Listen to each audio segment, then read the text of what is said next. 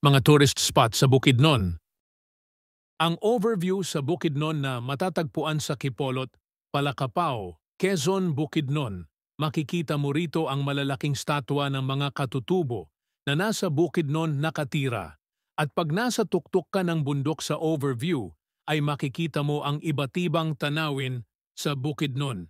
Kagaya mga bundok at ibang mga lugar sa Bukidnon na kagaya ng Malaybalay City, Bukidnon.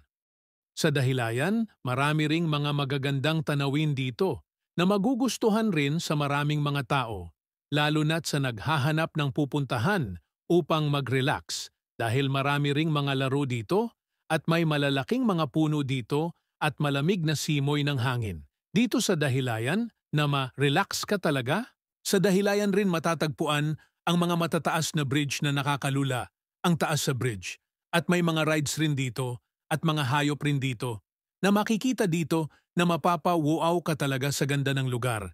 RR Spring Resort na matatagpuan sa Maramag, Bukidnon. Marami ring mga tanawin dito na mai-enjoy ka. Talaga kung makakapasok ka dito at may mga statwa rin dito at may mga malalaking pool na malamig talaga. At marami rin ditong mga isda na malalaki at maliliit na isda na. At yung 100 pesos mo, worth it na talaga ang iyong araw dito sa RR Spring Resort. At kung may balak kayong mag-practice ng swimming para sa athletic, pwedeng-pwede dito dahil sa malawak na swimming pool sa RR Spring Resort. At kung may balak kayong mag-practice ng swimming para sa athletic, pwedeng-pwede dito dahil sa malawak na swimming pool sa RR Spring Resort. Kaamulan Park sa Bukidnon na matatagpuan sa Malaybalay City. Bukidnon dito gagawin ang Kaamolan Festival sa mga katutubo na nakatera sa Bukidnon at maraming mga tanawin dito na maka-relax sa iyong sarili.